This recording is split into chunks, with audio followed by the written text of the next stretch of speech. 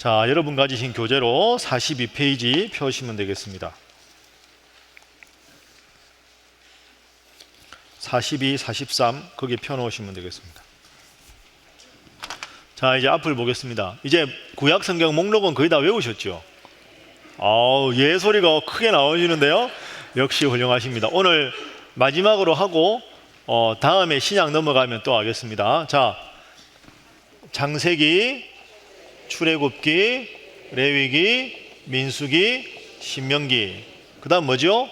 여호수아, 사사기, 룻기, 사무엘 상하, 열왕기 상하, 역대 상하. 자, 첫 줄 끝났습니다. 두 번째 줄 처음에 뭐죠? 에스라, 느헤미야, 에스더, 욥기, 시편, 잠언, 전도, 아사. 야, 내가 여기까지 외우다니 아사 이렇게 끝납니다. 자, 그 다음에는 세 개씩이지요. 렘, 겔. 예레미야가 에스겔이죠. 그 다음이 다니엘, 단, 호세아, 요엘, 그죠? 그 다음에 아모스, 오바댜, 요나, 암옵yon 이렇게 외우라고 말씀드려요. 맨 마지막이 미가, 나훔이죠. 미나, 그 다음에 하박국, 스바냐, 학개, 스가랴, 말라기 이렇게 끝납니다. 잘하셨습니다. 자, 이제는 이렇게 써놓고 나서 대충 이제 흐름을 기억하시면 되겠죠. 자, 맨 앞에 5권이 뭐죠?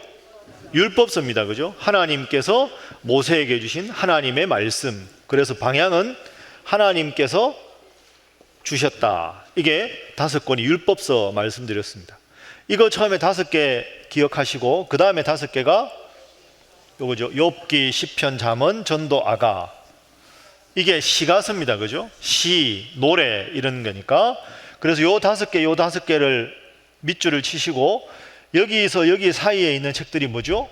주로 역사서들입니다. 따라하겠습니다. 역사서. 그러니까 이건 뭐죠? 율법서, 그죠? 역사서, 시가서 이렇게 되는 거죠.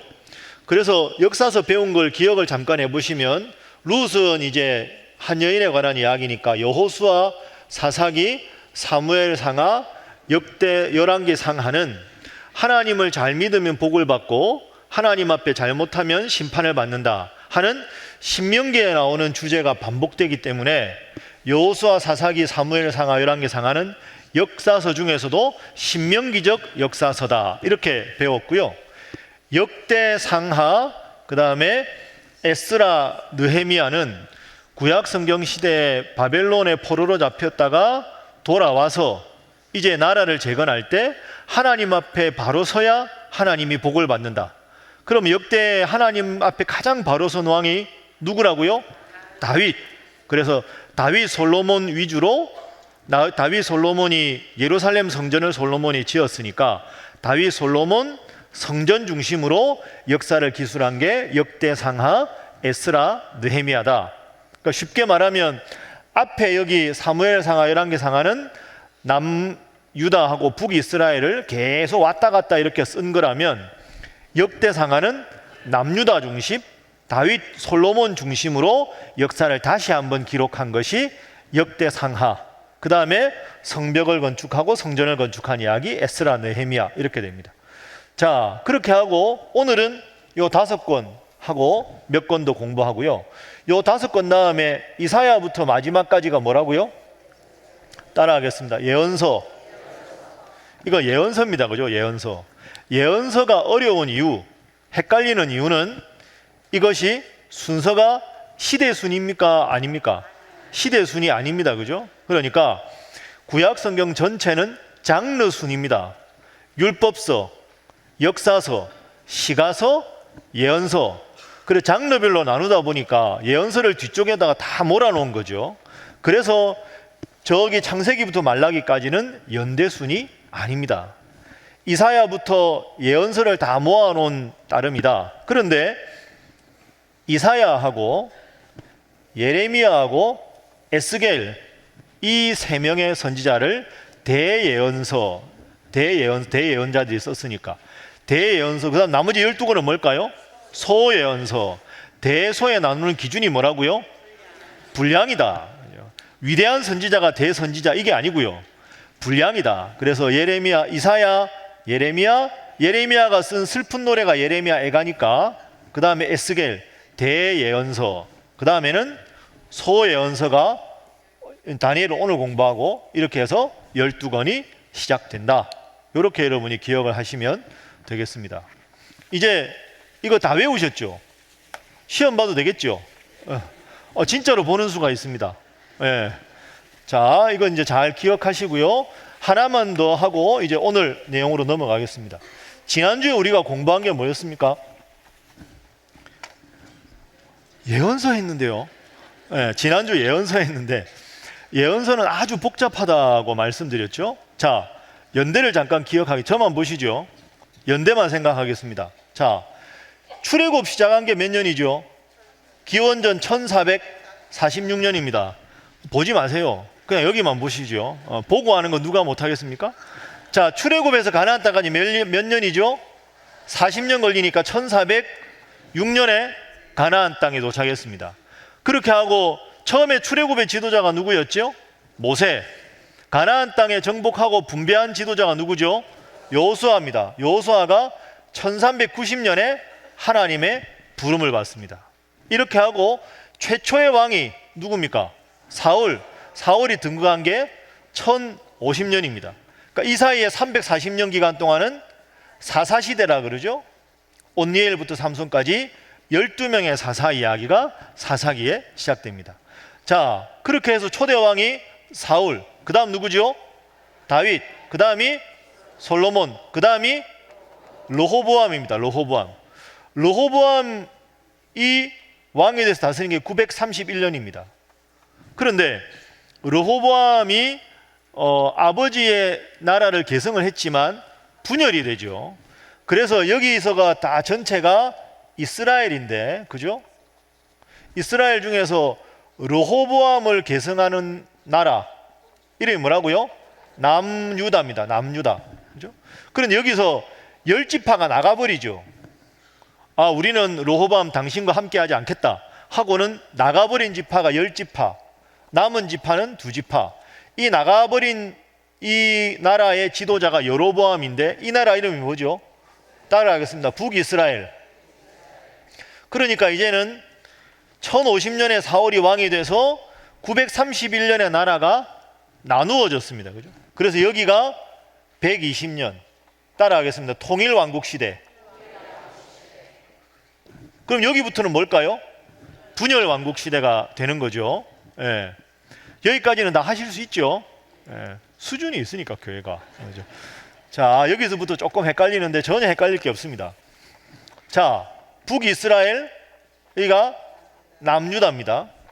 그래서 이제 이런 이야기가 열왕기 상하에 쭉 나오죠. 나오다가 북이스라엘이 멸망을 합니다. 기원전 722년에 아수르한테 망합니다. 그죠? 남유다는 쭉 좀 더 오래되다가 586년에 바벨론한테 망합니다. 그죠?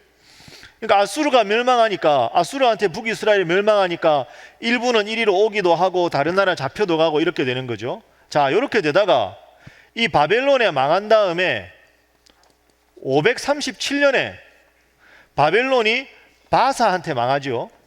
그래서 다시 포로로 남유다로 예루살렘으로 돌아오게 합니다. 이때는 바벨론, 이때는 바사죠. 바사왕 고레스 때. 그래서 이때부터 이제 돌아와서 다시 남유다에 살게 됩니다. 자, 그래서 지난주에 배웠던 예언서를 정리를 해보면 북이스라엘이 멸망할 때 활동했던 예언자들도 있고 남유다가 멸망하기 전에 활동했던 예언자들도 있고 바사의 포로로 잡혀갔을 때 같이 잡혀갔던 예언자도 있고 잡혀갔다가 다시 돌아올 때 돌아와서 활동했던 예언자도 있고 그러다 보니까 예언서는 어느 시대를 배경으로 하느냐에 따라서 주제도 달라지고 여러 가지 아주 복잡한 내용이 있다. 그래서 북이스라엘이 거의 멸망할 때 하나님 앞에 진노를 싸서 나라가 멸망한다는 걸 주로 외쳤던 인물이 호세아, 아모스, 이런 사람이고, 바벨론한테 남유다가 멸망당할 때 눈물을 펑펑 흘리면서 이 나라가 하나님 앞에 망한다, 그 외친 자가 누구라고요? 예레미야입니다. 예레미야. 이때 주로 예레미야. 포로로 잡혀갈 때 함께 포로로 잡혀가서 고생하던 선지자가 에스겔입니다. 에스겔. 그리고 포로로 잡혔다가 돌아올 때 성전을 짓자 하는 게 학개, 스가랴, 에스라, 이런 사람들이 와서 막 하나님 앞에서 우리가 성전도 짓고 성벽도 짓고 그렇게 하자. 그러다가 맨 마지막에 활동하는 게 433년에 말라기 선지자가 마지막으로 활동합니다. 그러니까 구약 성경의 예언서들은 이런 다양한 시대에 활동한 예언자들이 있어서 복잡하다, 다 몰라도 된다. 여기까지가 지난주에 했던 내용입니다. 다 이제 예. 자, 기지개 한번 켜겠습니다. 아유, 고생하셨습니다. 여기까지 오시느라고. 예.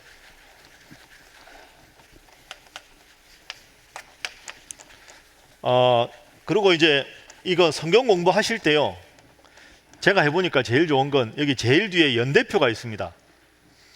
혹시 시간이 있으시면 교회 미리 와서 기도하고 시간 남으면 연대표를 가만히 눈으로 보면 이 연대표가 이렇게 자기한테 말을 걸 때가 있습니다. 이렇게 내가 이때 망했어요, 내가 이때 활동했어요. 그 연대표를 자꾸 보다 보면 자기도 모르게 이렇게 그림이 좀 그려집니다. 그려지다가 이게 뭐들까 하면 다시 본문 보고, 그 연대표가 은근히 유용하니까 그렇게 보겠습니다. 제가 보기에 12주 공부 중에 제일 고비는 지난주였습니다. 예언서 어려웠죠.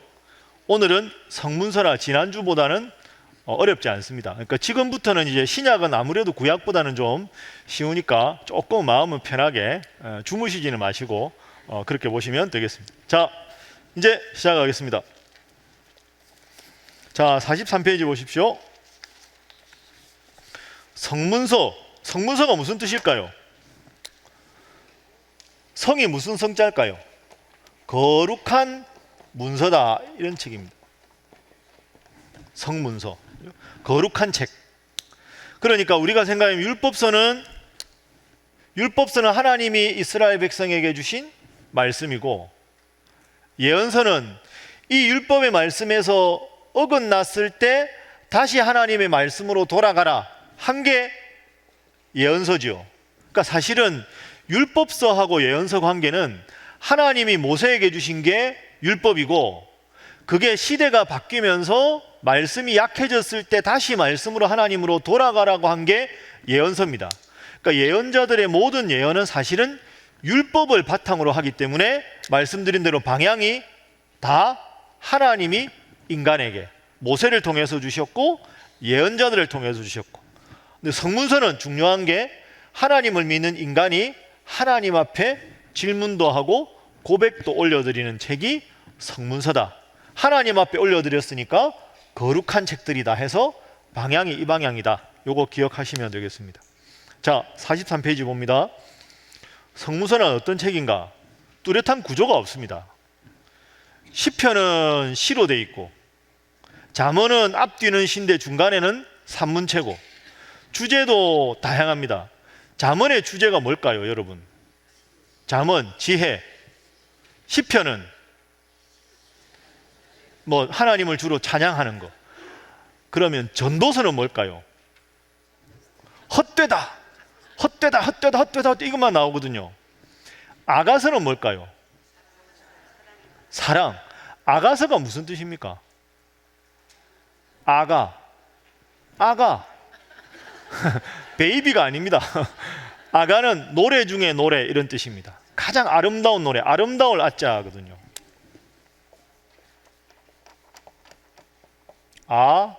이게 아름다울 아자입니다. 그러니까 영어로 아가서는 Song of Songs 이렇게 씁니다. 노래들 중에 노래, 가장 아름다운 노래, 이런 뜻입니다. 그러니까 아가서는 노래고, 시편은 시고, 잠언은 중간에 다 그냥 산문체고, 그러니까 오늘 하는 성문서는 특징이 딱 정해져 있지 않습니다. 시도 있고 산문도 있고 노래도 있고, 주제도 지혜도 말하고 인생 무상도 말하고 사랑도 말하고, 그러니까 다양한 책들이다, 이렇게 아시면 되겠습니다. 자, 2번 넘어갑니다. 성문서 형식적으로 구분을 한번 해보면 많습니다. 성문서가. 자, 시문학에 분류되는 게 뭡니까? 시편. 지혜문학에 연관되는 게 욥기, 잠언. 그 다음에 5권의 두루마리라고 아가, 룻기, 에가, 전도, 에스. 묵시문학은 다니엘. 역대기 기자의 작품은 에스라, 느헤미야, 역대기. 이게 뭐 이렇게 헷갈리나 싶으실 텐데요. 자, 하나만 보겠습니다. 8페이지 한번 펴보시죠. 저 앞에 8페이지. 8페이지, 9페이지. 8페이지에 표 보이죠? 예. 이 표가 우리가 지금까지 공부한 표죠. 율법서, 역사서, 시가서, 예언서. 이게 지금 우리가 공부하는, 우리가 성경을 분류하는 표입니다. 이거 다 이해되시죠? 예, 이게 이해가 안 되신다는 건 심각하다는 뜻입니다. 공부를 안 하셨다는 뜻이 되는 거죠. 그런데 이 표를 살펴보시고 9페이지를 보면 표가 또 있습니다. 8페이지 표가 우리가 이해하는 표고요. 9페이지는 보면 8페이지, 9페이지 표에 차이가 있습니다. 뭐가 차이가 있습니까? 율법서도 있고 예언서도 있고 역사서가 없죠. 그리고 시가서가 성문서라고 되어 있습니다. 오른쪽 표는 뭐냐 하면 이스라엘 사람들이 이해하는 성경입니다. 이게 무슨 말인가? 저를 보시죠. 흥분하지 마시고 저를 보시면 우리가 지금 8페이지처럼 우리는 이해하는데 지금 유대인들, 이스라엘 사람들은 대부분은 예수님을 안 믿죠. 구약 성경만 믿습니다. 그러니까 지금 이스라엘 사람들의 대부분은 하나님의 예언자들의 말씀, 구약 성경은 성경으로 인정하는데 예수님을 구원자라고 인정을 안 합니다. 예수님은 우리가 지난주 배운 여러 예언자 중에서 한 분이라고만 알고 있습니다. 그러니까 그분들은 메시아를 아직 기다리는 거죠. 이게 유대인들입니다. 우리하고 다릅니다. 그럼 유대인하고 우리하고 똑같은 점은 구약을 성경으로 인정한다는 것이고 그분들은 신약을 성경으로 인정할까요? 안 할까요? 안 합니다. 왜? 예수님은 구원자가 아니니까, 예언자니까. 그렇기 때문에 이 사람들은 성경을 분류하는 기준도 우리하고 좀 다릅니다. 그런데 어쨌든 이스라엘 역사를 통해서 기술된 게 구약이니까 그 사람들이 읽는 분류법에 보면 그게 9페이지입니다. 율법서, 예언서, 성문서로 이해합니다. 그 성문서 안에 책이 아주 많이 있다. 우리가 오른쪽에 왼쪽에 있는 시가서에 욥기, 시편, 잠언, 전도, 아가 외에도 많은 책들을 성문서에 넣고 있어서 우리 분류하고 다르다까지만 아시면 되겠습니다. 시험에는 안 낼 테니까 그냥 이렇다고만 생각하시고 다시 넘어가겠습니다. 43페이지. 방금 하신 말씀이 좀 헷갈리시면 모르셔도 됩니다. 성주순례 가시면 이해가 됩니다. 유대 이런 거구나. 예, 가시면 되겠습니다. 이번에 못 가시는 분은 다음에 가시면 되겠습니다. 이번에는 이스라엘 예루살렘 위주로 가고요. 3년 후에는 신약 위주로 갈 겁니다. 그러니까 한 번은 이스라엘 위주, 구약 위주로 가고 그 다음 3년은 그 소아시아, 터키 이쪽으로 바울이 전도했던 그래서 한 번은 이쪽, 한 번은 이쪽 이렇게 갈 테니까 이번에 못 가시더라도 다음에 가시면 건강하셔야 가십니다. 말씀과 함께 열심히 하시고 자, 그래서 지금부터는 욥기 넘겨보십시오. 44페이지 시편 45페이지 잠언 요 세 개가 성문서에서 중요하니까 요 세 개 위주로 하고 작은 책들은 핵심 위주로 하도록 하겠습니다. 그러면 오늘은 10시 전에 마치도록 하겠습니다. 자, 욥기 공부하겠습니다. 욥기. 여러분 욥기 하면 뭐가 제일 먼저 딱 떠오르십니까? 단어가 고난. 욥기의 주제는 고난입니다. 그러니까 성문서의 방향이 아래에서 위라고 말씀드렸지 않습니까? 하나님을 잘 믿는 우리가 왜 인생에 고통을 당하느냐? 하나님은 왜 고통 앞에 우리를 내버려 두시느냐? 하나님을 믿지만 당하는 고통의 문제를 해결하려고 노력한 책이 욥기입니다. 여러분 욥기 읽으면 은혜가 많이 되십니까? 힘드시죠? 욥기 어떻게 보면 하나님 잘 믿으면 고통이 없으면 더 믿는 사람이 많아질 것 같은데 욥은 그렇게 하나님을 잘 믿었는데 고통이 있었습니다.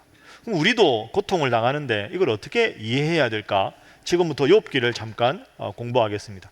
자, 자료 보시면 욥기는 고난 문학입니다. 고난을 다루는 문학이라는 거죠. 욥기가 총 몇 장입니까? 42장입니다. 이게 욥기 이해 아주 중요합니다. 자, 욥기가 42장까지인데요. 그 다음 줄에 보면 문학적으로 1장, 2장하고 42장 일부는 산문체로 되어 있고 주로 되어 있는 3장부터 42장 6절까지는 운문체, 시로 되어 있습니다. 그런데 이걸 잘 읽어보면 재밌는 게 욥기가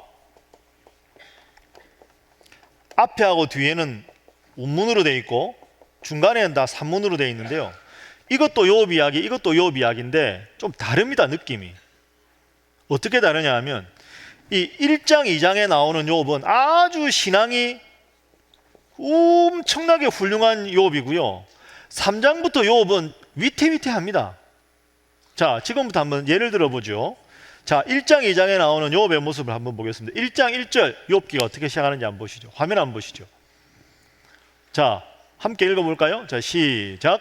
우스 땅에 욥이라 불리는 사람이 있었는데 그 사람은 온전하고 정직하여 하나님을 경외하며 악에서 떠난 자더라. 아멘. 온전하고 정직하고 하나님을 경외하고 악에서 떠난 자, 훌륭하지요? 1장 2장은 그렇습니다. 또 예를 들어 볼까요? 1장 8절 한번 보십시오. 화면 1장 8절 여호와께 사탄에게 이르시되 내가 내 종 욥을 주의하여 보았느냐. 하나님이 인정합니다. 그와 같이 온전하고 정직하여 하나님을 경외하며 악에서 떠난 자는 세상에 없느니라.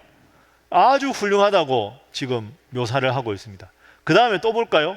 자, 22절, 21절, 22절 보시죠. 자, 함께 한번 읽어볼까요? 중요한 절 시작. 이르되 내가 모태에서 알몸으로 나와싸운즉 또한 알몸이 그리로 돌아가올지라. 주시니도 여호와시오 거두시니도 여호와시오니 여호와의 이름이 찬송을 받으실지어다 하고. 아멘. 이 모든 일에 욥이 범죄하지 아니하고 하나님을 향하여 원망하지 아니하니라. 아멘. 욥이 자녀가 몇 명이었습니까? 네, 7남 3녀입니다. 근데 10남매를 하루아침에 잃고 그 동방에 제일 부자였는데 그 많은 육축들을 다 잃습니다. 엄청나게 어려운 시련을 겪었는데 방금 읽은 대로 그런데도 욥은 하나님을 원망하지 않았다. 여러분, 이게 보통 일이 아닙니다. 여러분 같으면 그렇게 하시겠습니까? 자, 2장 한번 볼까요? 2장 10절 한번 보십시오. 2장 10절. 자, 함께 읽어봅니다. 시작. 그가 이르되 그대의 말이 한 어리석은 여자의 말 같도다. 우리가 하나님께 복을 받았은즉 화도 받지 아니하겠느냐 하고 이 모든 일에 욥이 입술로 범죄하지 아니하니라. 아멘. 자, 7남 3녀를 다 잃고 온 몸에는 고름 막 나오고 너무너무 힘들고 그렇게 진짜 보통 사람 같으면 살아있기도 힘든 상황인데 욥이 하나님을 원망하지 않았습니다. 진짜 훌륭한 신앙인이죠. 이게 얼마나 힘든 일인지 모릅니다. 이게 1장과 2장에 나오는 욥입니다. 그런데 3장부터 욥은 좀 다릅니다. 자, 예를 한번 몇 가지 들어볼까요? 3장 12절 화면 보십시오. 어찌하여 무릎이 나를 받았던가, 어찌하여 내가 젖을 빨았던가. 차라리 내가 태어나지 않았으면 좋았을 텐데 왜 엄마 젖을 어릴 때 빨아서 내가 살아있어 이 고통을 당하나. 욥이 했던 말입니다. 6장 3절 나의 고통은 바다의 모래보다도 무겁다. 10장 8절 주의 손으로 나를 빚으셨으며 만드셨는데 이제 나를 멸하시나이다. 위태위태하죠. 이러다가 하나님 떠나버릴 것 같은 느낌도 듭니다. 자, 마지막 23장 8절 9절 보시죠. 그런데 내가 앞으로 가도 그가 누굴까요? 하나님. 앞에도 하나님이 안 보이고 뒤로 가도 하나님이 안 보이고 9절 왼쪽에서 일하신다는데 만날 수가 없고 오른쪽으로 돌이키시는데 배울 수가 없다. 이게 욥입니다, 여러분. 자, 그러니까 정리하면 욥은 우리가 결론을 알기 때문에 그렇죠. 욥은 위태위태합니다. 근데 우리는 욥기를 읽을 때 제가 과거에 한번 주일날 설교한 적도 있는데 고통을 당한다. 잘 이겼다. 이기니까 복을 더 많이 받는다. 이렇게 읽는데 그건 욥을 반만 이해한 겁니다. 만약에 그게 욥기 전체라면 욥기는 42장까지 될 이유가 없습니다. 1장, 2장, 42장 3장이면 됩니다.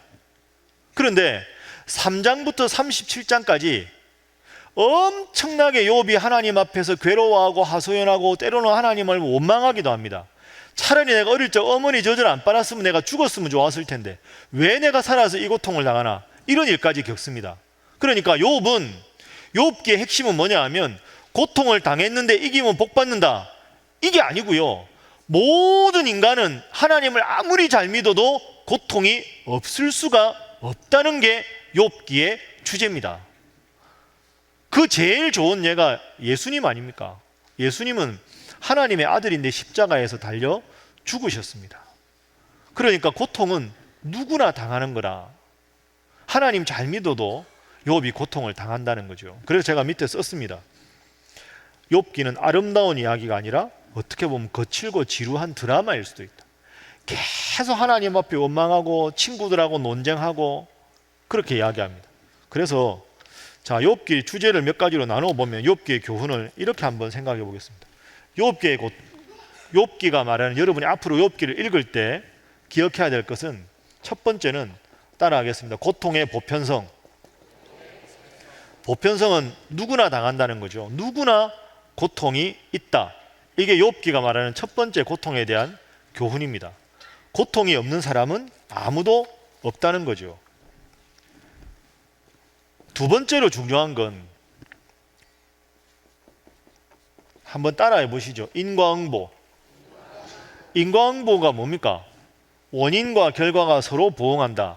그러니까 욥의 세 친구가 와서 계속 욥한테 공격한 게 이겁니다. 너 잘못한 게 있으니까 벌 받는 거야. 너 잘못한 거 생각해봐. 이렇게 말하거든요. 욥은 뭐라고 합니까? 내가 이런 많은 고통을 당할 정도로 잘못한 게 없다, 이렇게 말합니다. 자, 여기서 여러분 두 가지로 구분할 수 있습니다. 고통은 내가 잘못해서 받을 수도 있습니다. 인과응보가 맞습니다. 그런데 중요한 건 인과응보로 설명이 안 되는 것도 있다는 거죠. 이게 욥기의 교훈입니다. 내가 정말 하나님 앞에 큰 잘못을 저질러서 남유다가 우상을 섬겨서 바벨론의 포로로 잡혀가거나 하나님 앞에 큰 죄를 지어서 고통을 당하는 수가 있습니다.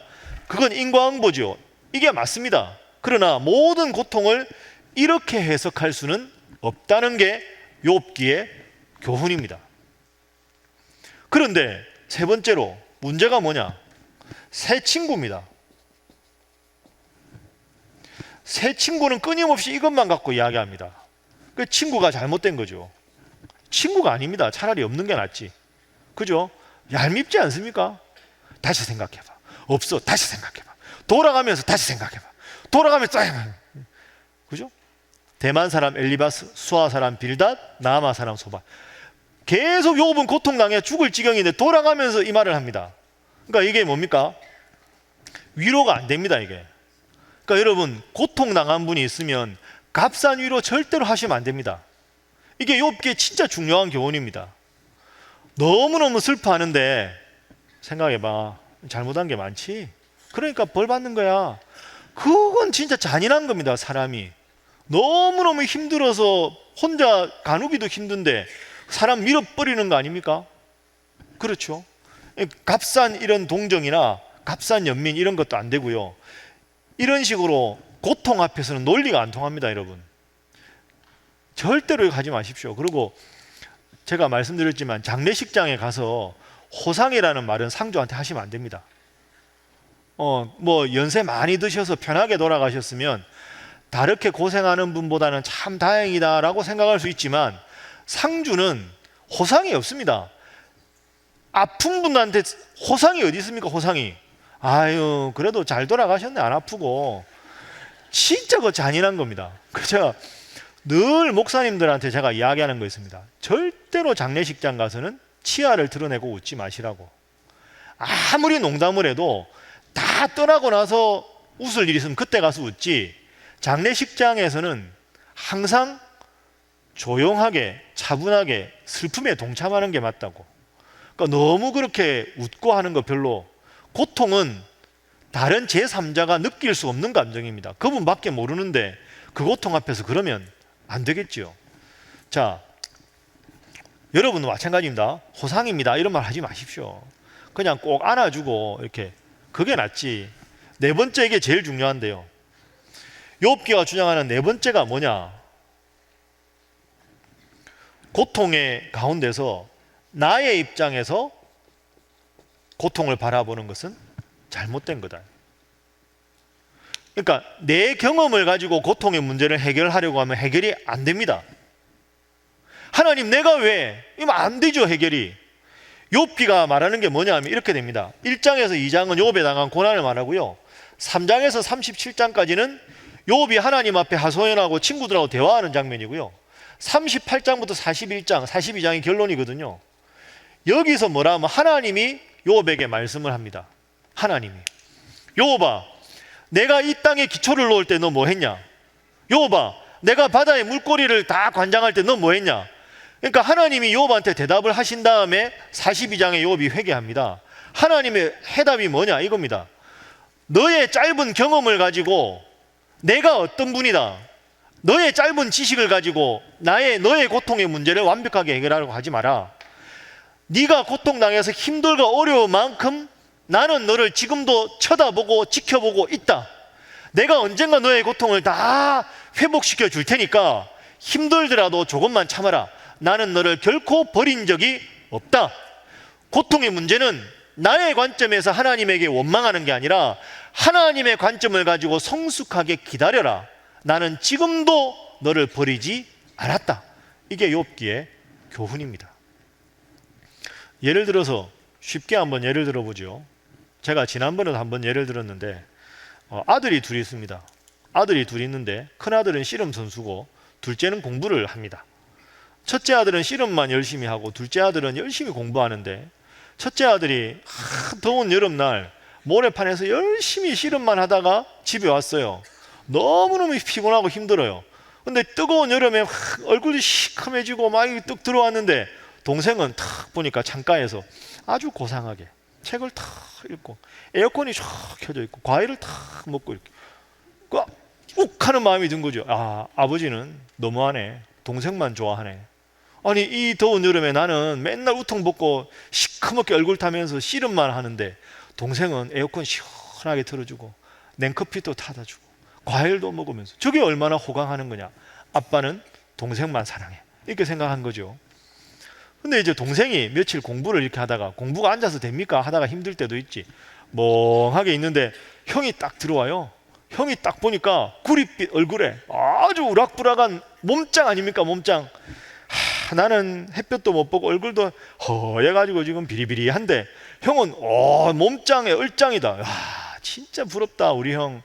저러니까 여학생들이 좋아하지. 나는 이게 뭔가, 맨날 아버지가 책만 보라 그러고 커피만 타다 주고 공부만 하라 그러고, 나도 나가 놀고 싶은데, 나도 몸짱이 되고 싶은데, 이렇게 생각하고 보니까 아빠가 너무너무 미운 거예요. 세상에 아빠는 형만 좋아하고 편애한다고. 그렇게 생각하니까 형이 동생을 봐도 괜히 기분이 나쁘고, 동생이 형을 봐도 괜히 기분이 나쁘고, 아빠 보면 더 기분이 나쁘고, 집안 분위기가 확 이렇게 된 거죠. 아빠도 아빠 할 말이 있고, 형은 할 말이 있고, 동생은 동생 할 말이 있고. 이건 영원히 해결이 안 됩니다. 영원히 해결이 안 돼요. 자기 입장에서 보면 불공평해 보이니까. 해결하는 방법은 하나입니다. 이 두 아들이 내 입장에서 동생을 바라보고 동생 입장에서 형을 바라보고 아버지한테 원망하는 게 아니라 아버지의 마음으로 들어가 버린 겁니다. 내 입장이 아니라 아버지가 왜 나에게 씨름을 시켰을까? 그리고 가만히 생각을 해보니까 어릴 적부터 자기는 그림책 사다 주면 맨날 집어던지고, 맨날 아파트 놀이터 가서 거기서 노는 것만 좋아하고, 밥 안 먹어도 모래사장에서 노는 게 좋고, 너무너무 그걸 좋아하니까 아빠가 보기에, 아, 우리 큰아들은 미안하지만 냉정하게 봐서 공부에 달란트가 전혀 없구나. 그럼 얘가 제일 좋아하는 걸 시켜야 되겠다. 좋아하는 게 운동이니까. 그리고 애들보다 훨씬 기골이 장대하고 하니까 씨름을 시켰는데 너무 잘하더라. 그러면 얘가 이걸 해야 행복하겠다. 그래서 큰아들이 제일 기쁘게 할 수 있는 일이 씨름이라 씨름을 시킨 거고, 둘째가 태어났을 때 둘째도 야, 형 따라 놀아봐. 그 모래사장 가면 형은 열심히 노는데 얘는 꼭 모래사장 가도 안 놀고 그늘에 혼자 앉아있고, 형이 집어던진 그림책 보고 있고, 그거 보고 막 히히 웃고, 아, 얘는 운동하는 것보다 책 읽는 걸 너무 좋아하는구나, 그럼 얘 좋아하는 거 시켜야 되겠다 하고 동생한테는 열심히 책을 읽게 만들어준 거죠. 그러니까 형도 아빠나 동생이 불평이고 동생은 아빠나 형이 불평이었는데, 아빠 마음에 딱 들어가서 보니까, 아, 내가 씨름하는 게, 내가 공부하는 게 나를 위한 아빠의 지극한 사랑의 표현이구나. 이걸 안 순간 똑같은 상황에서 관점을 바꾸니까 문제가 저절로 해결이 된 거죠. 이게 욥기입니다.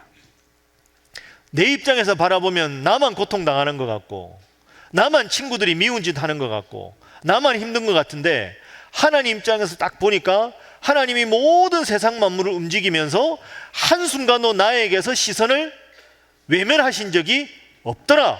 그게 38장부터 41장에서 하나님이 말씀하신 걸 듣고 욥이 발견한 겁니다.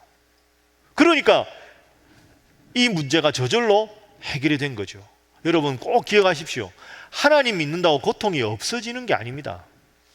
고통이 없어지는 게 아니라 그 고통의 의미를 내 입장에서 원망하는 게 아니라 하나님의 입장에서 나를 성숙하게 만드시기 위한 하나님의 연단의 과정이라고 고백할 수 있는 하나님의 안목이 중요한 거죠.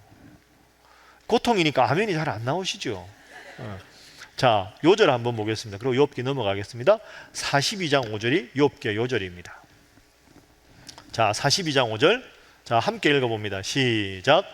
내가 주께 대하여 귀로 듣기만 하였사오나 이제는 눈으로 주를 배움나이다. 아멘. 자, 시제가 달라지죠. 주님께 대해서 귀로 들었습니다. 과거에는. 이제는, 지금은 눈으로 주님을 뵙습니다. 귀로 듣는 건 직접 들을 수도 있지만 다른 사람이 하나님한테 이야기하는 걸 간접적으로 들을 수 있습니다. 눈으로 보는 건 내가 직접 보는 것만 가능하죠. 그러니까 여러분, 욥기의 교훈은 이겁니다. 따라하겠습니다. 욥기는 성장이 아니라 성숙에 관한 책이다. 이거 꼭 기억하십시오. 욥기는 성장에 대한 책이 아니고요, 주제가 성숙입니다. 하나님 앞에 고통을 잘 참았으니 복을 받더라.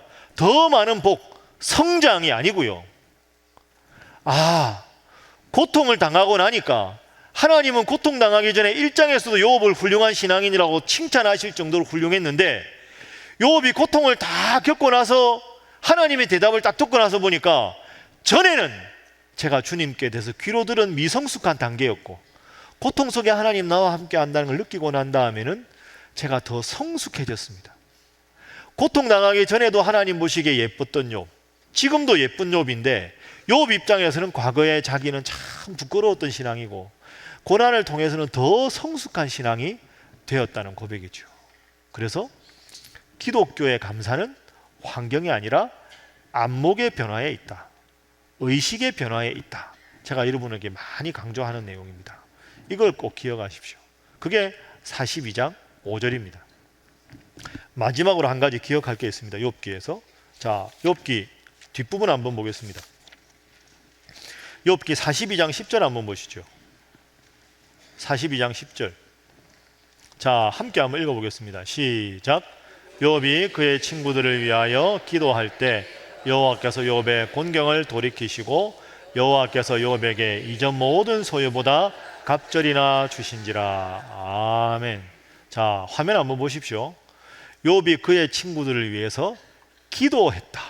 야, 여러분, 이게 욥의 수준입니다. 이게 쉬웠을까요? 하나님, 저것들 싹 이렇게 너무 힘들었을 텐데, 야, 욥이 진짜 대단하죠. 그의 친구들을 위해서 기도했다. 너무너무 마음에 상처를 준 친구인데, 친구가 아니라 악마 같은데, 그런데 그 악마 같은 친구를 위해서 기도했다. 저게 욥의 수준입니다. 여러분도 저런 욥과 같은 신앙인 되시기를 주님 이름으로 축복합니다. 자, 다시 화면 보겠습니다. 방금 화면. 기도할 때, 화면, 기도할 때 하나님께서 갑절이나 주셨습니다. 저게 진짜 은혜가 되는 거죠. 너무너무 미운 짓을 했는데 하나님 제 친구들 사랑해 주십시오 하고 기도할 때 하나님이 요업에게 복을 주셨어요. 요업은 친구들을 위해서 기도했는데 복은 요업이 받았다는 거죠. 여러분, 우리가 복 받는 비결이 이겁니다. 여러분, 미운 분 있죠? 보기만 해도 마음이 불편하고 미워하지 마십시오. 따라하겠습니다. 미워하면 안 되고 안타까워해야 한다. 여러분 꼭 기억하십시오. 미움은 정죄하면 미움이 생기고요, 사랑하면 안타까움이 생깁니다. 비슷한 것 같지만 전혀 다릅니다. 요업이 그래 저 친구들도 어쨌든 위로하러 왔다가 저럴 수도 있지 하고 기도해 주는 겁니다. 기도했는데 복은 자기가 받는 거죠. 그러니까 여러분이 누군가를 미워하면 오던 복도 달아나는 거고요, 힘들고 어려워해도 그분을 사랑하고 위해서 기도해 주면 그 복이 누구에게 온다? 나에게 온다. 옆에 분들과 인사하겠습니다. 미운 분을 위해서 기도하시기 바랍니다. 자, 이번에 이렇게 이야기하겠습니다. 미워하지 마시고 안타까워하시기 바랍니다. 여러분 꼭 그렇게 하십시오. 예, 우리 교회 다니면서 미워하고 이래 하면 안 됩니다. 아시겠죠? 예. 대답이 이렇습니까? 미워하지 마십시오. 그럼요, 미워하면 안 됩니다. 자, 그리고 42장 10절에 다 이렇게 기도합니다. 그러니까 이 기도는 다시 생각해 보면 갑절이나 복을 받아서 감사 기도한 게 아닙니다. 그게 아니고 여전히 칠남 삼녀는 죽었고 여전히 육축을 다 잃고 부인은 저주하고 도망갔고 몸은 여전히 아프고, 그런데 그 상황에서 기도를 한 겁니다. 하나님, 이제는 제가 눈으로 주님을 뵙습니다. 하나님, 친구들을 위해서 기도합니다 하고 나서 복을 받습니다. 복을 받은 다음에 기도한 게 아니고 복을 받은 다음에 하나님, 이제는 눈으로 주님을 뵙습니다. 복 받으니까 하나님이 제대로 보이네요, 이게 아니고 하나도 복 없는 상태에서 하나님, 제가 성숙한 안목으로 하나님을 바라보겠습니다, 친구를 위해 기도하겠습니다 하니까 하나님이 갑절의 복을 주셨다. 복 받아 기도하는 게 아니라 기도하니 복을 받는다. 자, 마지막으로 인사하겠습니다. 열심히 기도하시기 바랍니다. 한 번 더 하겠습니다. 기도해서 복 받으시기 바랍니다. 자, 욥기는 여기까지 하겠습니다. 넘어가겠습니다. 시편 가겠습니다.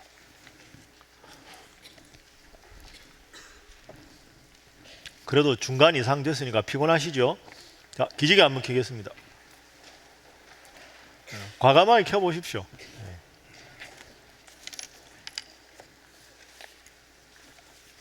자, 오랜만에 한번 해볼까요? 몸을 왼쪽으로 돌려서 어깨를 한번 주물러 주겠습니다. 자, 사랑하는 마음으로 잘 좀.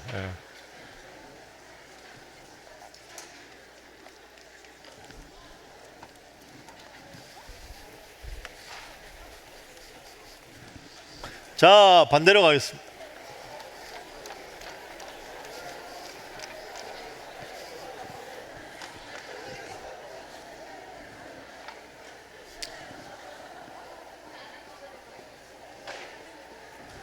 자, 바로 앉겠습니다.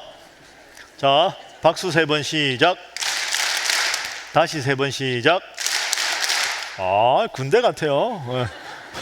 우리 교회는 가끔 군대 온 것 같은 느낌이 들 때가 있습니다. 자, 욥기 이 정도 하고요. 이제 조금 빨리 가겠습니다. 시편 하겠습니다. 시편. 시편은 저를 보시죠.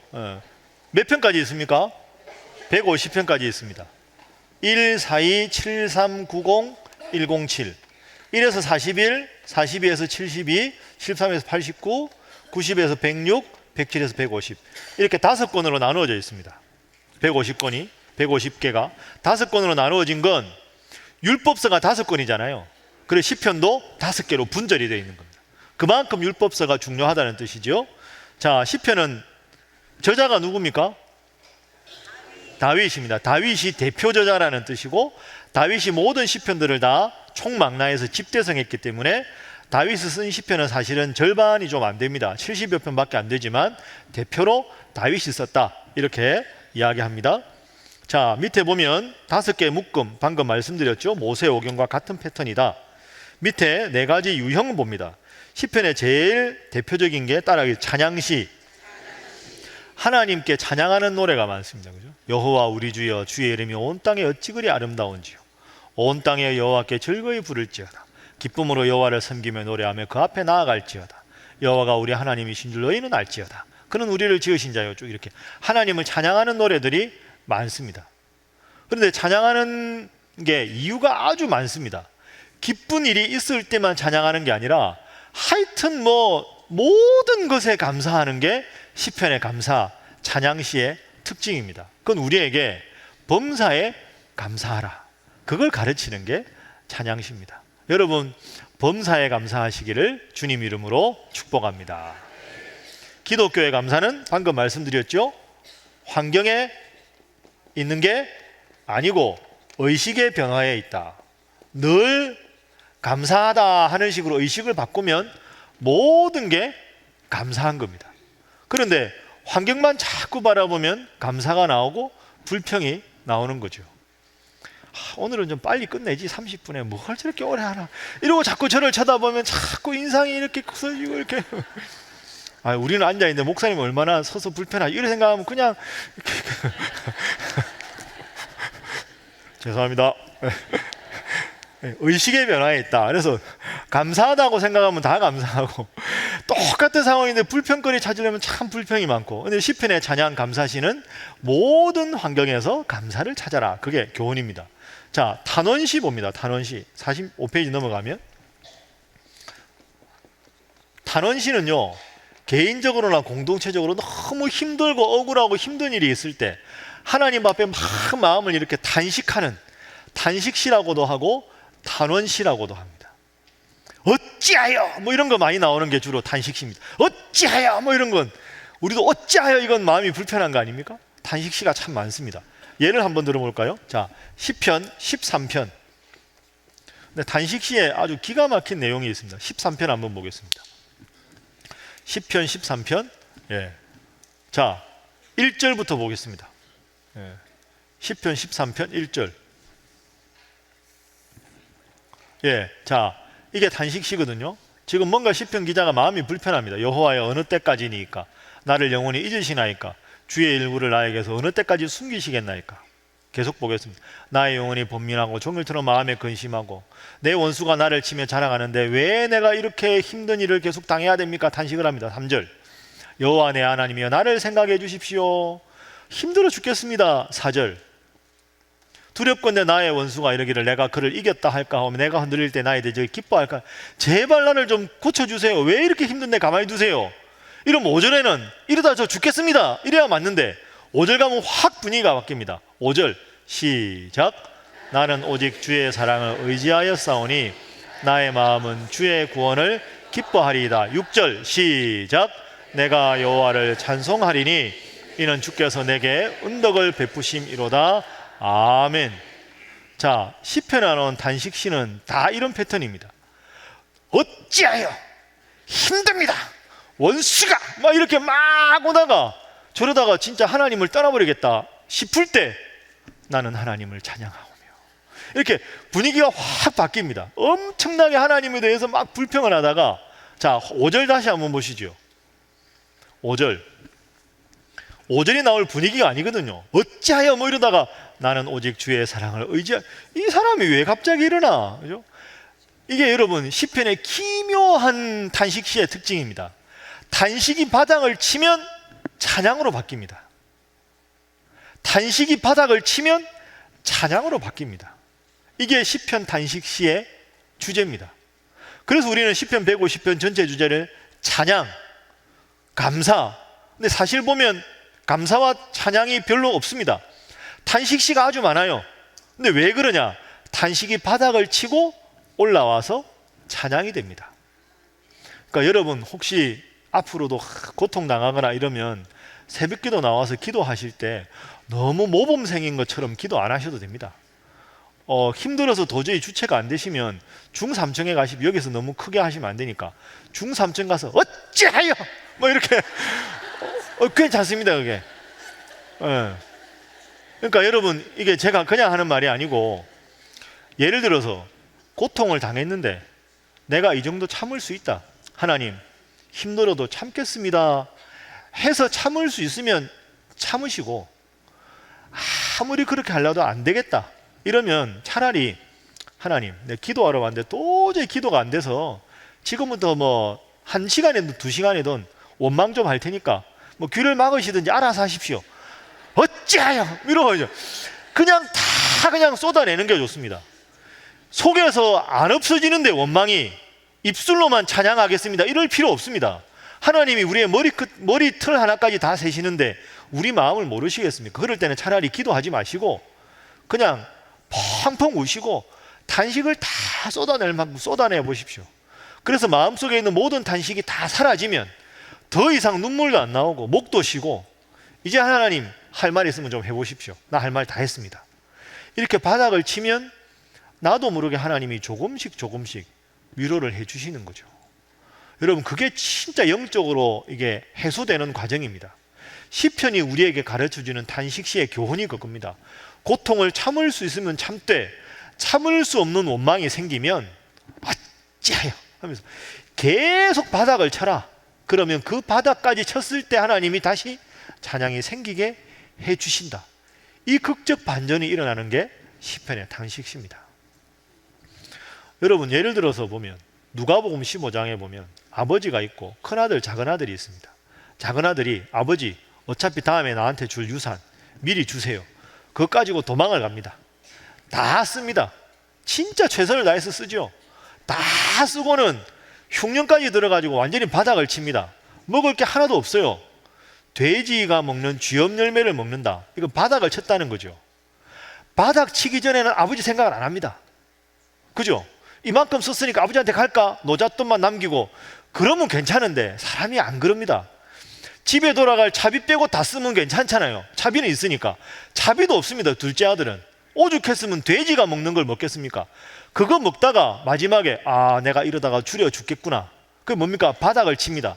바닥을 치니까 아버지 생각이 나는 겁니다.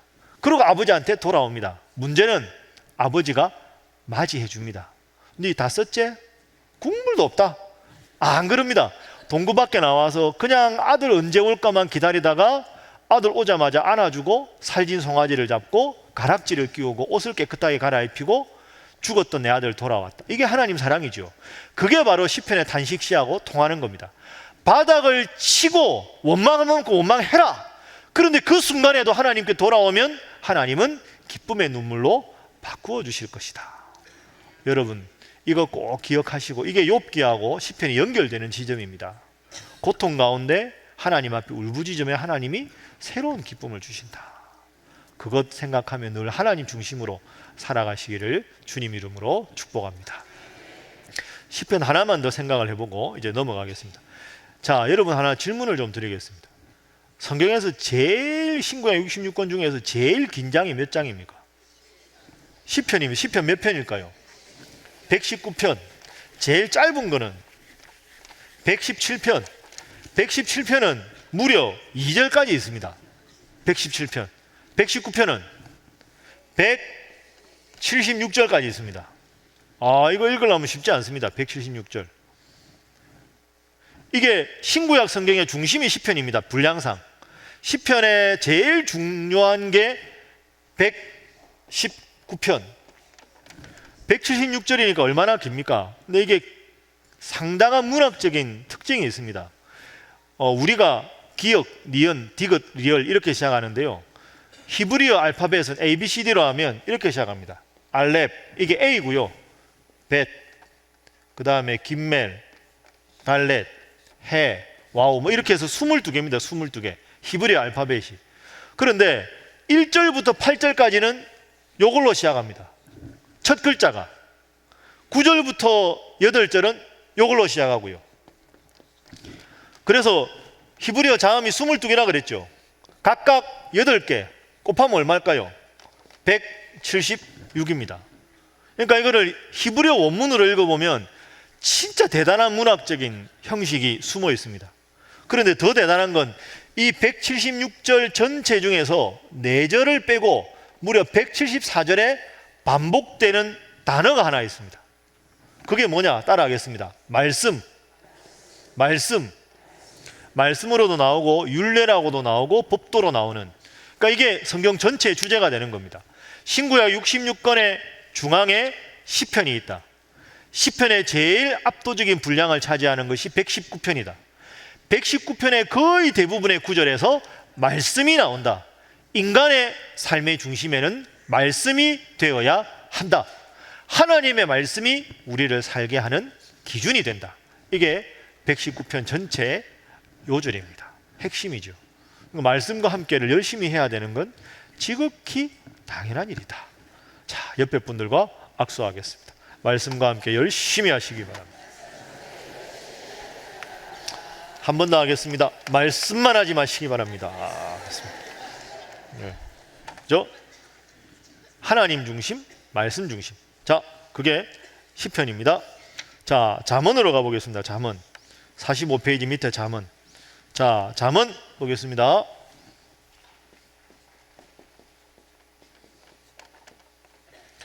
잠언은 잠 올 때 읽는 글이 아닙니다. 잠언 이게 교훈집, 이런 교훈의 책, 잠언입니다. 자, 잠언의 핵심 구절이 뭘까요? 주제 딱 단어 한마디로 하면 지혜, 따라요. 지혜가 히브리어로 호크마입니다. 호크마라는 단어가 심심치 않게 보이는데요. 자, 이렇게 보십시오. 지혜가 있고 지식이 있거든요. 그래서 이렇게 됩니다. 지혜와 지식은 하나님이 나에게 주시는 것, 이게 지혜입니다. 그래서 내가 세상 속에서 그 지혜로 살아가는 것, 이게 지식이 되는 거죠. 그러니까 지혜가 지식이고 지식이 지혜입니다. 하나님으로부터 왔다, 이 지혜. 그 하나님으로부터 오신 지혜를 가지고 세상 속에 살아가는 원리가 지식이 되는 거죠. 그러니까 지혜가 영어로 wisdom입니다. 지식은 knowledge죠. 그러니까 여기다가 정확하게 말하면 신적인 하나님의 divine wisdom, divine knowledge, 이렇게 말을 해야 됩니다. 그러니까 지혜가 있어야 지식이. 자, 요거에 관한 가장 대표적인 요절이 두 개 있습니다. 45페이지 밑에 있습니다. 자, 잠언 1장 7절 화면 봅니다. 다 외우시죠? 자, 읽어봅니다. 시작. 여호와를 경외하는 것이 지식의 근본이오늘 미련한 자는 지혜와 훈계를 멸시하느니라. 아멘.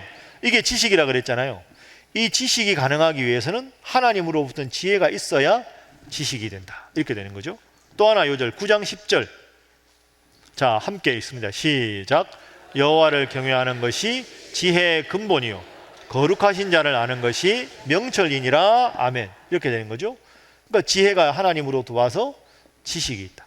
그러니까 우리가 기도해야 되는 이유가 여기 있는 거죠. 하나님한테서 오는 지혜가 있으려면 하나님 뜻을 알아야 되는데 그게 기도가 되는 겁니다. 시편으로 말하면 그게 말씀이 되는 거죠. 그러니까 영적인 원리는 제일 중요한 두 축이 기도하고 말씀입니다.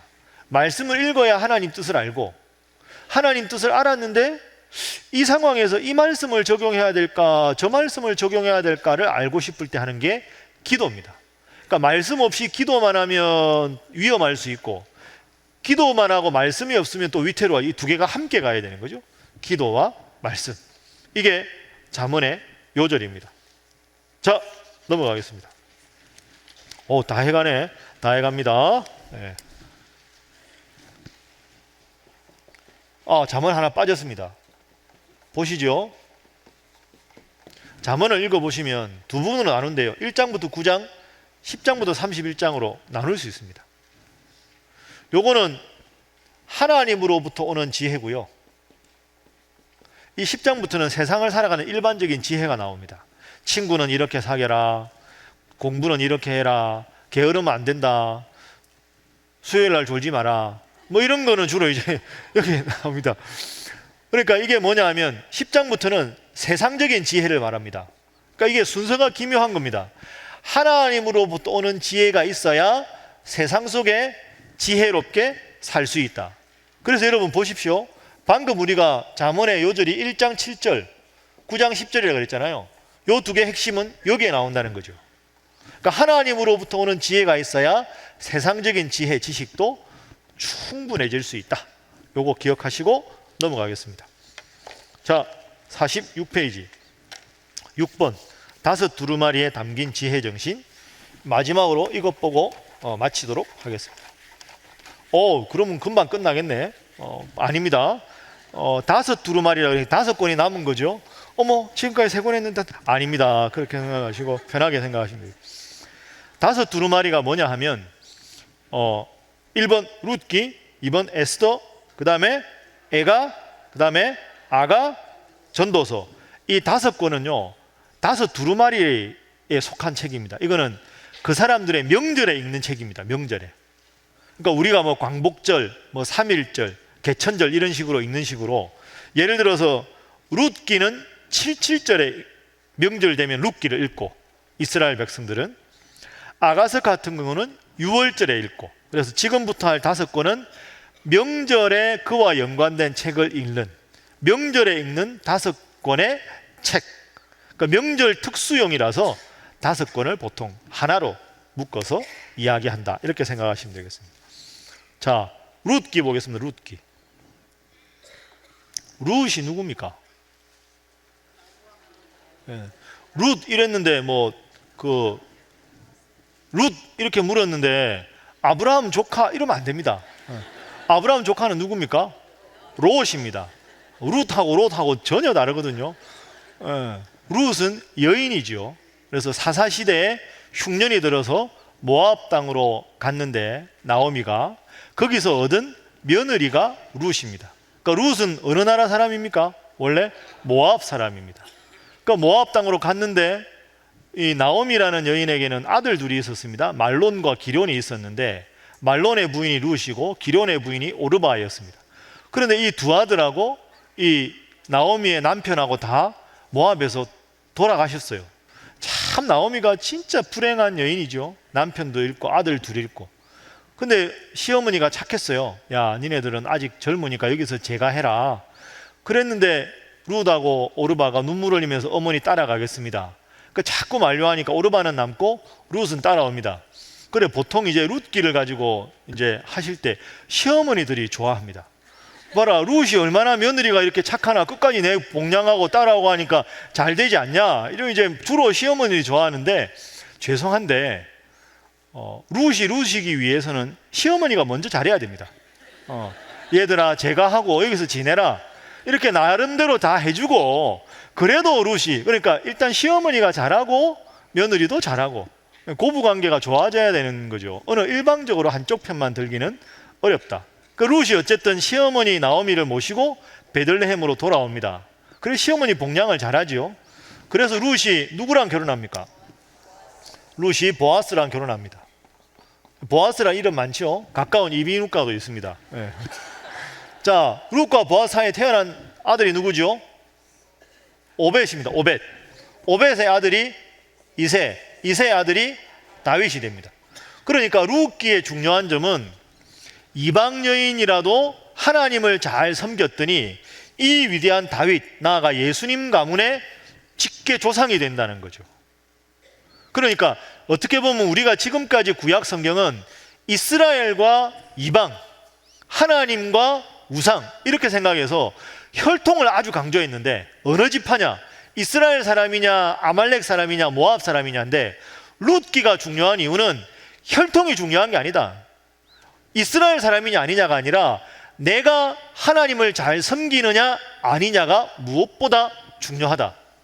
혹시 여러분 중에서 신앙생활을 이렇게 몇 대째 하시는 분들 참 훌륭한 분들인데, 그래서 예수 믿는 게 자연스럽고, 그게 너무너무 가정예배 때 명절에 지내는 게 자연스럽고 그런 분도 있지만, 내 때 처음 주님을 믿어가지고 힘들고 어렵고 우리는 진짜 이게 제사 말고 한번 예배 한번 드려봤으면 평생 소원이다, 그런 분들도 있으시잖아요.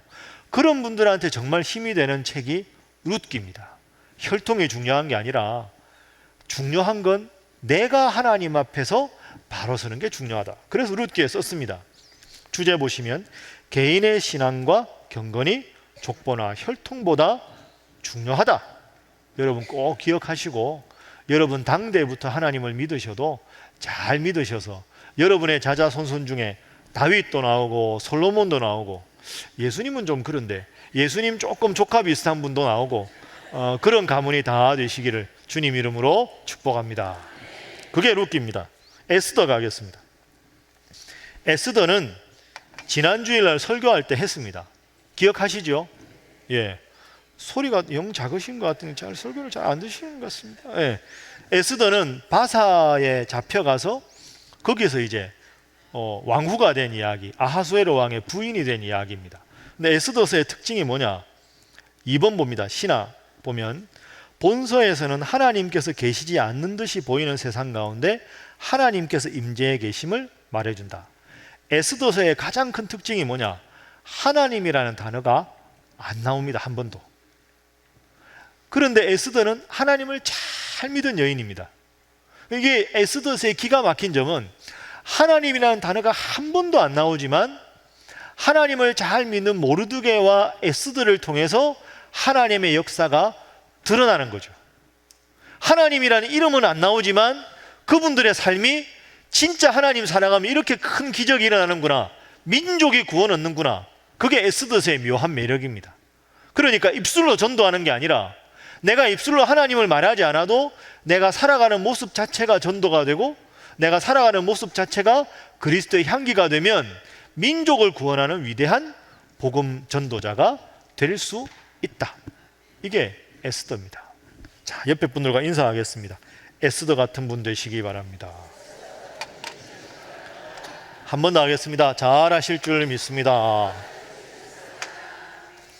자, 이제 마지막 페이지입니다. 애가 보겠습니다. 애가가 뭡니까? 애가가 무슨 애자일까요? 슬플 애자입니다. 이거 누가 썼을까요? 예레미야가 남유다가 멸망하는 걸 보고 슬퍼서 쓴 책이 예레미야 애가입니다. 애가. 그죠? 슬픈 노래, 슬퍼서 부르는 노래.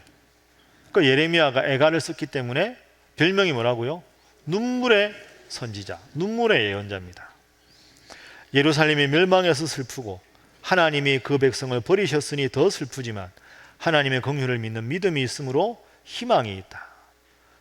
눈물의 선지자. 여러분, 하나님 앞에 기도하면서 펑펑 울어보신 적이 언제십니까? 손 한번 들어볼까요? 라고는 안 하겠습니다만은 한번 생각을 해보셔야 됩니다. 예언자가 눈물이 많다. 이게 참 은혜가 되는 거죠. 신앙생활이 무감각해지면 해질수록 눈물이 사라집니다. 나도 모르게 자꾸 기도할 때 눈물 난다는 게 은혜를 많이 느끼면 눈물이 나죠. 여러분 가만히 생각해 보면 그렇습니다. 눈물이 마른 건 은혜가 마르는 겁니다.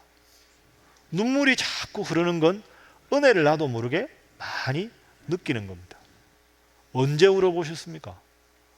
부부싸움 이런 거 말고 하나님 앞에서 하나님 앞에서 애 때문에 속상해서 울리는 거 말고 잘 생각해 보십니다. 그 에레미야 애가가 하나님 앞에서 슬퍼하는 노래. 눈물이 마른다. 그죠? 그래서 이런 기도도 필요하죠. 하나님, 제 눈에서 하나님을 향한 눈물이 마르지 않게 해 주십시오. 눈물이 마르는 건 영적으로 둔감해졌다는 표현입니다. 찬양하다가도 눈물을 흘릴 수 있고, 기도하다가도 눈물을 흘릴 수 있고, 설교하다가도 눈물을 흘릴 수 있고, 여러분도 말씀을 나누다가 눈물을 흘릴 수 있고, 참 그게 필요합니다. 그게 애가의 중요한 교훈입니다. 그 다음에 아가 보겠습니다. 여러분, 아가는 참 내용이 그렇습니다. 제가 한번 아가서 한번 읽어보겠습니다. 여러분, 아가서 그대로 읽어볼 테니까 여러분 한번 들어보십시오. 장면을 상상하시면서. 아가서 2장 10절. 나의 사랑하는 자가 내게 말하여 이르기를, 나의 사랑 내 어여쁜 자야, 일어나서 함께 가자. 겨울도 지나고 비도 그쳤고 지면에는 꽃이 피고 새가 노래할 때가 이르렀는데 비둘기의 소리가 우리 땅에 들리는구나. 무화과 나무에는 푸른 열매가 익었고 포도나무는 꽃을 피워 향기를 토하는구나. 나의 사랑, 나의 어여쁜 자야, 일어나서 함께 가자. 나 바위 틈 낭떠러지 은밀한 곳에 있는 나의 비둘기야, 내가 내 얼굴을 보게 하라. 내 소리를 듣게 하라. 내 소리는 부드럽고 내 얼굴은 아름답구나. 연애 소설이죠. 연애 이야기입니다. 나의 사랑, 이게 지금 딱 지금입니다. 이게 그죠? 나의 사랑, 나의 겨울도 지나고 비도 그쳤고 지면에는 벚꽃이 신일교회 앞에 피고 새가 노래하고 그러니까 연애하러 가자. 딱 지금 분위기입니다. 이게 진짜 이게 러브 스토리입니다. 아가가. 그래서 노래 중에 노래, 아름다울 아자를 써서 아름다운 노래, 아가. 그래서 이게 성경이냐? 이게 어떻게 성경일까? 이런 논란이 끊임없던 책이 아가서입니다. 근데 아가서에 솔로몬과 솔로몬이 사랑하는 술람미 여인, 이 두 남녀의 아름다운 사랑이고요.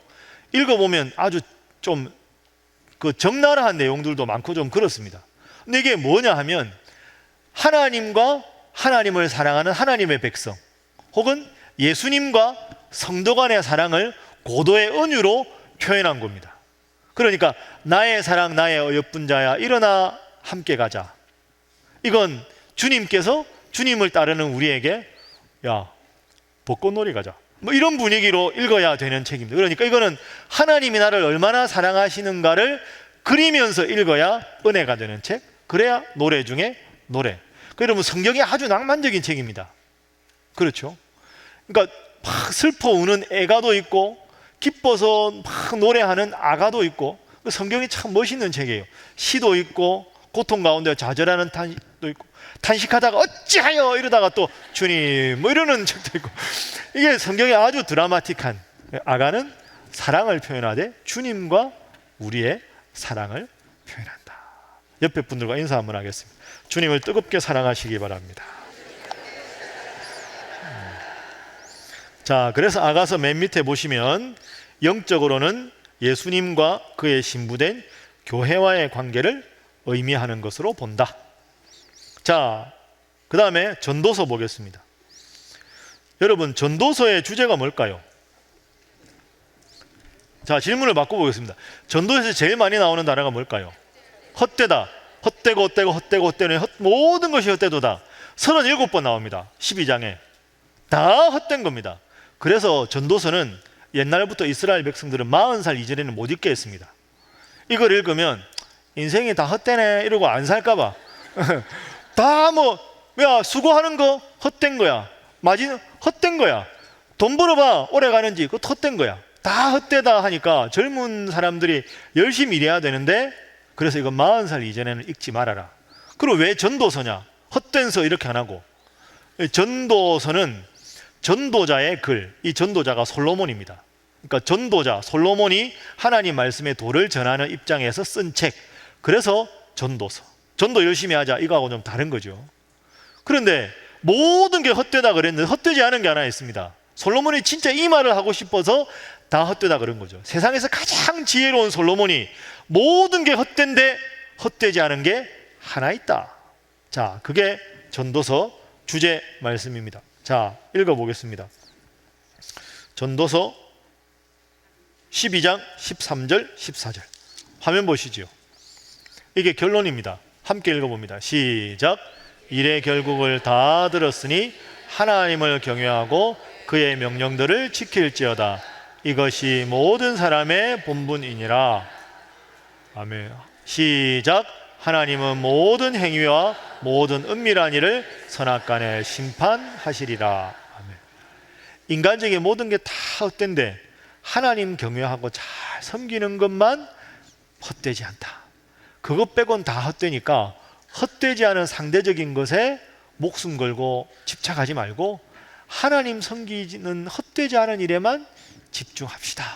이게 인생 최고의 지혜자가 말하는 겁니다. 자, 마지막으로 인사하겠습니다. 하나님 잘 섬기시기 바랍니다. 한 번 더 하겠습니다. 잘 하실 줄 믿습니다. 하겠습니다. 이제 오늘의 마지막 다니엘서 보겠습니다. 다니엘은 바벨론이 멸망해가지고 포로로 잡혀갔을 때, 포로로 잡혀가서 거기서 있었던 일입니다. 그러니까 586년에 바벨론한테 멸망을 당하잖아요. 멸망당하기 전부터 기원전 605년부터 잡혀가는데, 기원전 605년 정도에 바벨론의 포로로 잡혀갑니다. 바벨론의 포로로 잡혀갔는데 워낙에 하나님이 지혜가 뛰어나니까 거기서 승승장구한 다니엘의 이야기가 다니엘서입니다. 근데 다니엘 하면 여러분 일화가 생각나는 게 있죠. 뭐가 기억나십니까? 사자굴에 들어간 거, 또 풀무불에 들어간 거, 요 두 개 이야기만 하고 마치겠습니다. 먼저 그 바벨론의 포로로 잡혀가서 느부갓네살 왕 때 다니엘이 있었습니다. 그런데 느부갓네살 왕이 워낙에 힘이 강력하고 이러니까 곳곳에 금으로 신상을 만듭니다. 그 신상에 절을 하면 괜찮은데 절하지 않은 자는 다 풀무불에 넣어서 죽인다, 이런 조례를 칙령을 내지요. 그런데 다니엘은 하나님 앞에 기도하기 때문에 금신상에 절하지 않습니다. 그 풀무불에 다니엘과 세 친구를 넣지요. 그러나 그 속에서도 살아납니다.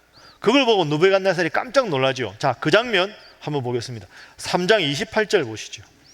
풀무불에서 다니엘이 살아나왔을 때 느부갓네살이 말합니다. 느부갓네살이 말하여 이르되 사드락과 메삭과 아벳느고, 그죠? 다니엘의 세 친구 하나님을 찬송할지로다.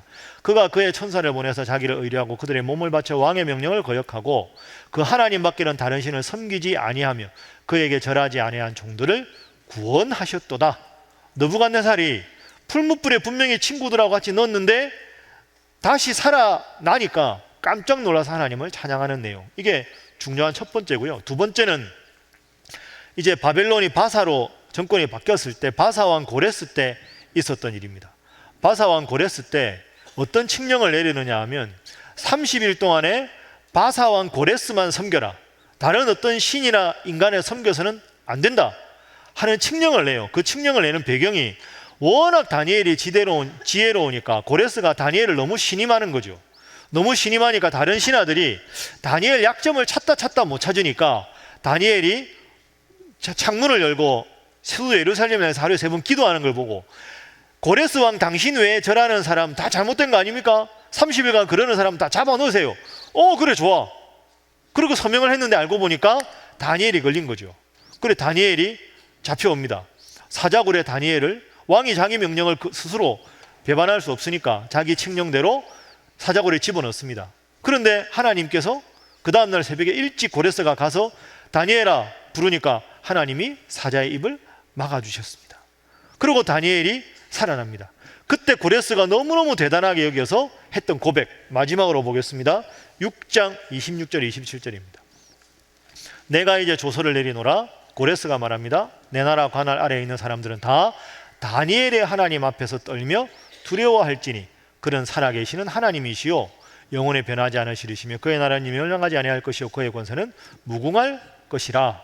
그는 구원도 하시며 건져내기도 하시며 하늘에 땅에든지 이적과 기적을 행하시는 이로 다니엘을 구원하여 사자 입에서 벗어나게 하셨습니다. 자, 여러분, 이게 다니엘서의 교훈입니다. 바벨론의 가장 위대한 왕 느부갓네살, 바벨론을 멸망시킨 바사의 위대한 왕 고레스, 이 사람들은 하나님을 섬기지 않는 이방의 위대한 왕인데, 가장 능력 있는 왕인데, 이 왕들이 다니엘과 함께 하시는 하나님을 보고 느부갓네살이 하나님을 찬양하고 고레스가 하나님을 찬양합니다.